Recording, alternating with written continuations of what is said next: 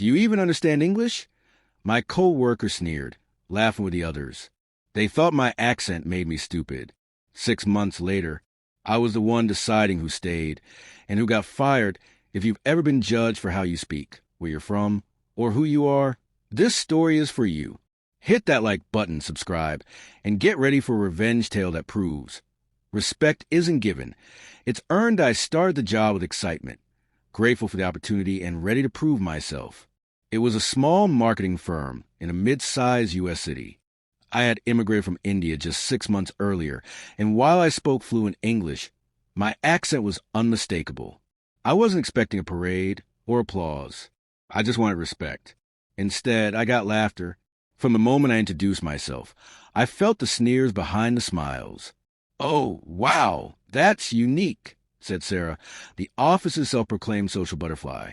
She made a show of mimicking my name slowly, like I was a toddler learning to walk. At first, I thought I was imagining it. The smirks, the way they'd repeat my words back to me like I was some kind of joke. It wasn't just passive aggression. It was mockery. They'd whisper behind my back, but just loud enough for me to hear. It's like working with a call center rep. I felt my stomach drop every time I heard that. My chest would tighten, my palms would sweat. But I told myself to keep my head down. Work hard.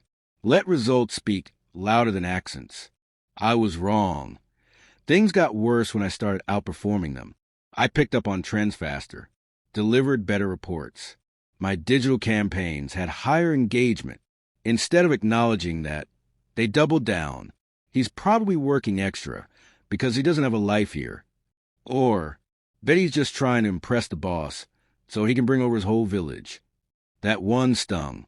But the worst was during a client meeting. I had prepared a deck that I was proud of.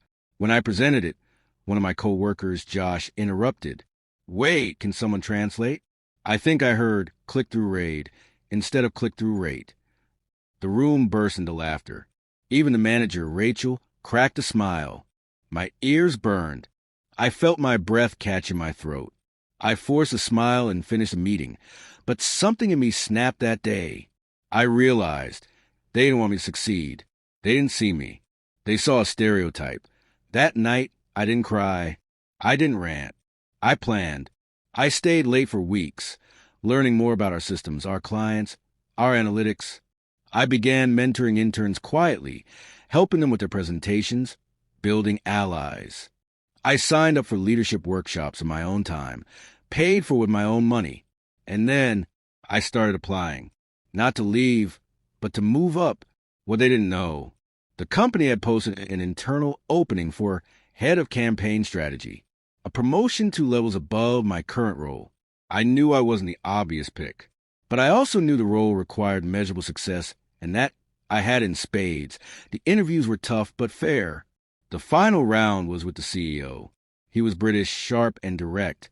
Some of your co-workers say you struggle with communication. What do you think? I didn't flinch. I think communication is about connection. My results connect. That's why clients stay. That's why campaigns succeed. He smiled.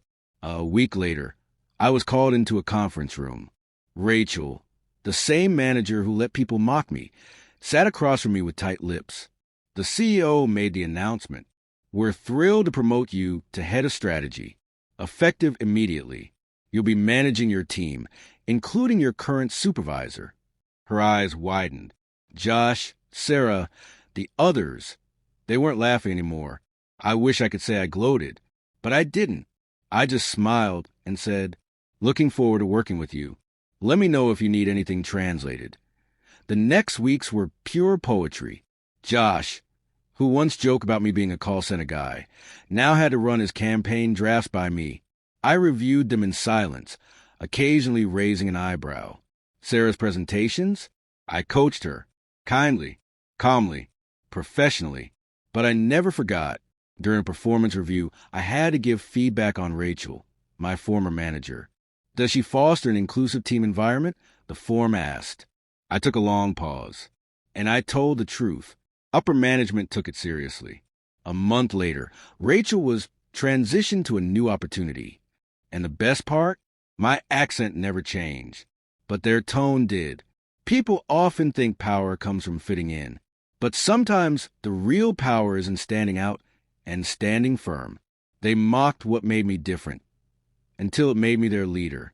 Respect isn't granted by title. It's earned through integrity, patience, and knowing your worth. If this story gave you chills, smash that like button and tell us in the comments. Have you ever been underestimated and then proven everyone wrong? Don't forget to subscribe for more stories where justice isn't just served, it's savored.